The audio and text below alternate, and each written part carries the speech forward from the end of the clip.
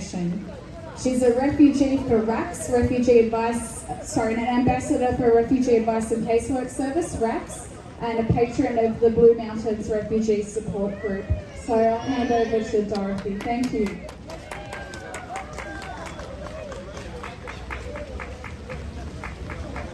Hello everybody, thank you for coming out in such appalling weather.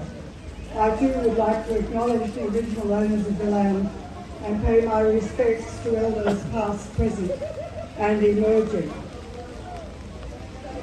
I'm going to talk about education, following on from those two wonderful children who spoke so eloquently about education. Education is a basic human right. It's in the United Nations Declaration of Human Rights, the first big declaration after the United Nations was formed in 1948. Everyone has the right to an education. Education shall be free, elementary education compulsory, technical education made available, and higher education equally accessible on basis of merit. You'll come to understand why I'm talking about this.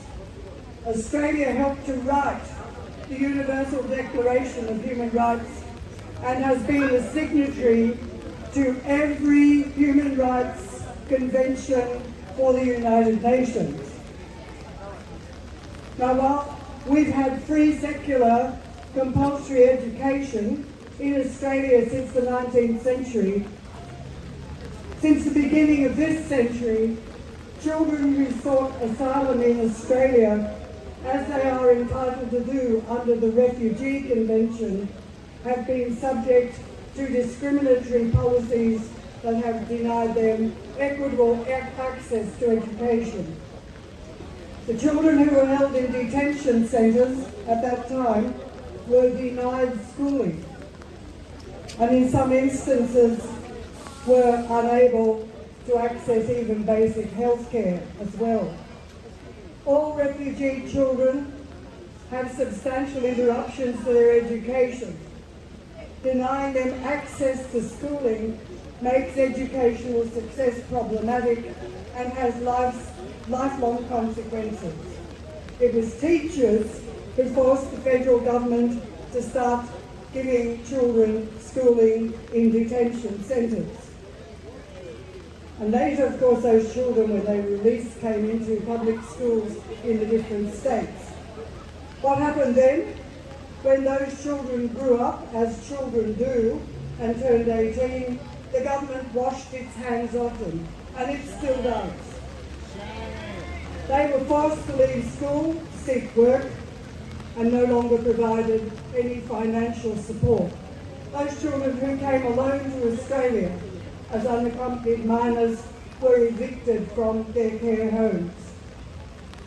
What that meant, yes, it is indeed a shame, what that meant was that very few could complete the high school certificate or go on to further education.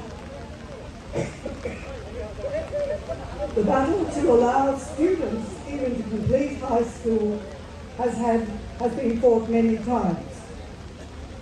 Ultimately, it's been up to state departments of education and the willingness of high school principals to allow these students to continue. That's what prompted me to start the Friends of Zainab Scholarship in 2003. Now, 20 years ago, to support a girl who was being forced to leave school.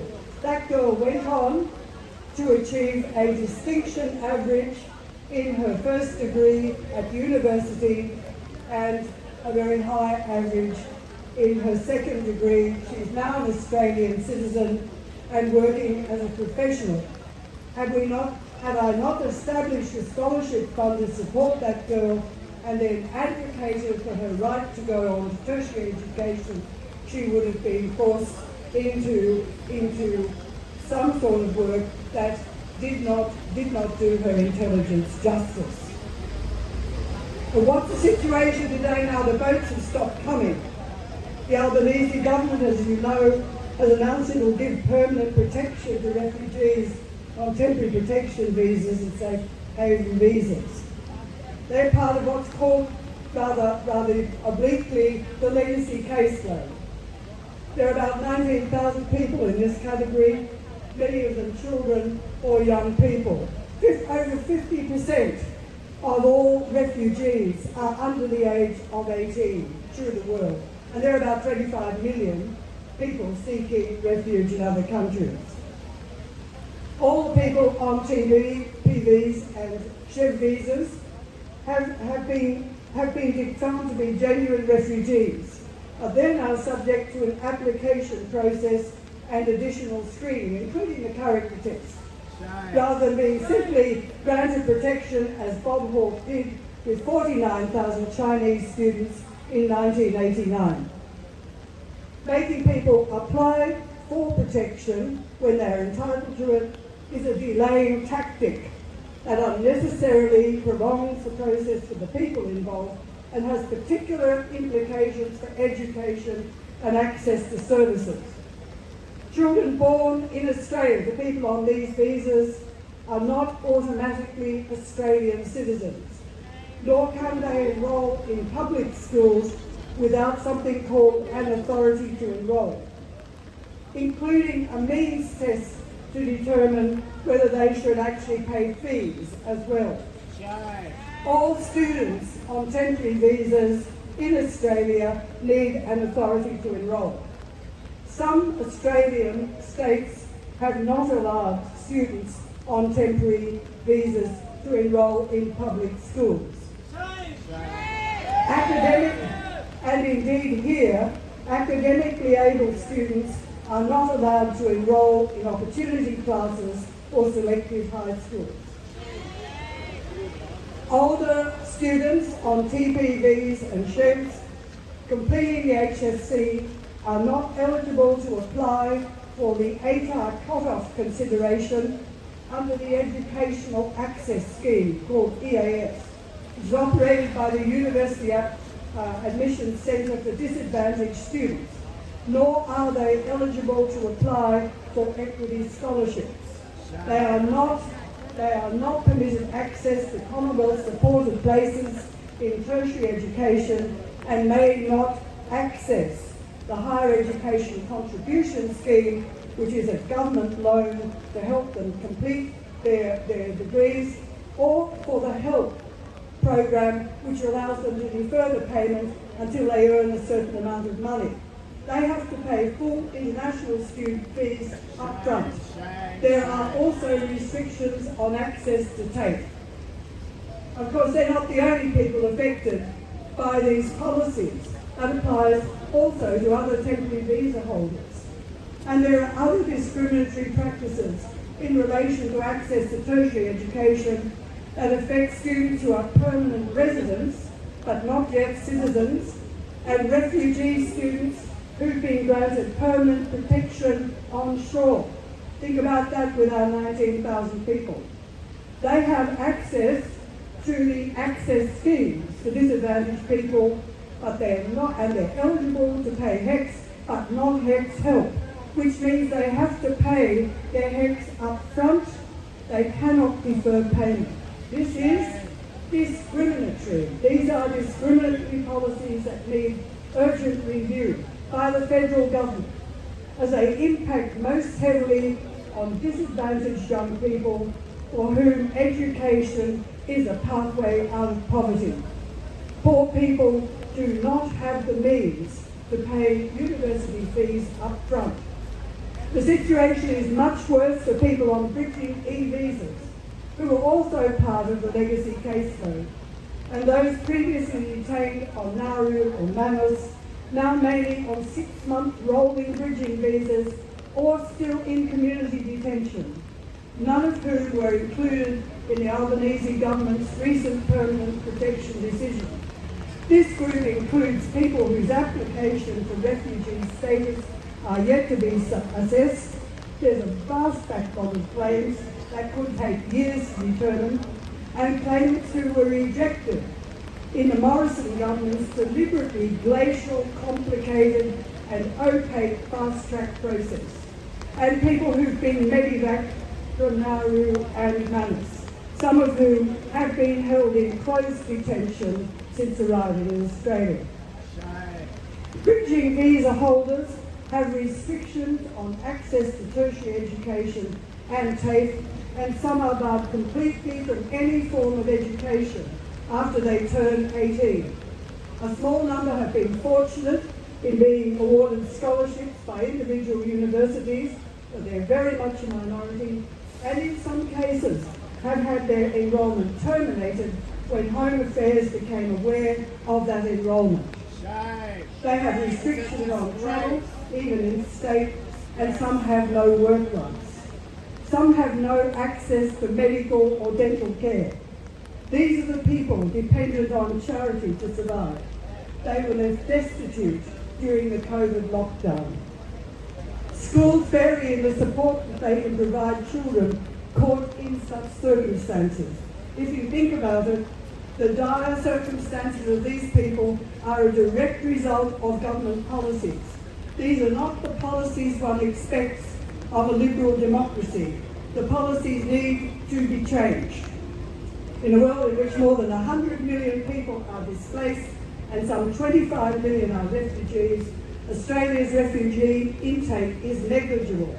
We've not met our own humanitarian quotas for years. These targets are for humanitarian entrance from offshore. Granting the 19,000 people permanent protection does not address that situation. The ALP platform is to increase humanitarian places to 27,000 per year from the current annual quota, which we don't meet, of 13,750. So far there has been no action on these targets. So you might ask, what do I do about it? You're ordinary people. I've told you that I established a scholarship fund to help Zainab Kabi finish school. That went on to be part of the Public Education Foundation and has now given scholarships for the last 2 years of high school and the first 2 universities to something like 400 young people around Australia. As a principal, I advocated actively on behalf of the children in my care, particularly the refugee and asylum seeker children, who had no other advocate. I wrote submissions, I spoke publicly, as I'm still having to do now, and called on and lobbied governments to do something about it. I convinced universities to waive fees for asylum seeker students. At school, I took away all the barriers for learning for my students. We can all make donations to funds, like refugee funds, through the Public Education Foundation, for example. It's immediate practical support. It's easy to give some money, and it makes such a difference to young lives. We can make donations to philanthropic organisations, like the Asylum Seeker Centre, or the Refugee Council, or the Asylum Seeker Resource Council, or the Refugee Advice and Casework Service, to provide essential support. And practical support is really important for kids, because asylum seeker children are the only students in our school who start from scratch. They have to start from the beginning. No one else does that. Education is your way back to a normal life. I'm going to skip what I was going to say to you because I'm getting the wind-up call. I think what you have to do, we can all play a part. We are a democracy. We can vote. We have agency. Our voices do count, even timid voices. And the greater the number of voices, the more likely it is that the political class will listen. We need to join community advocacy groups. We need to write to our members of parliament. We need to keep signing those petitions. We need to raise awareness in the wider community. Teachers, you need to ensure that your school's enrolment policies are fair for refugee and asylum seeker kids, and that those children receive the support they need in your schools. You need to engage your other students in a dialogue about this. Take them to a Tree of Life performance, current performance by kids from Holroyd High at Casula. Celebrate Refugee Kids Week. Get your students thinking and debating. They're the citizens of tomorrow.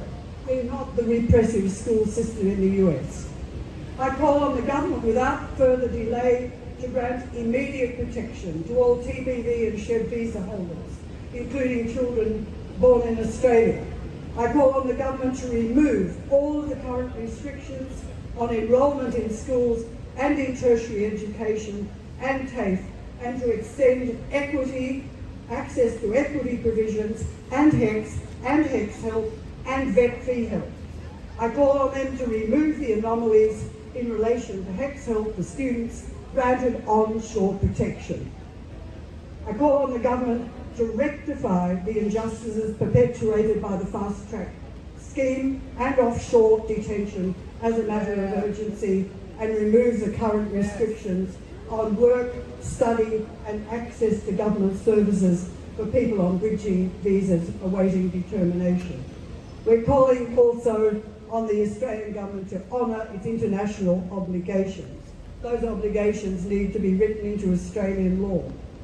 We take a stand for the most vulnerable people in our society, particularly people like refugees who already had extraordinary challenges in their lives.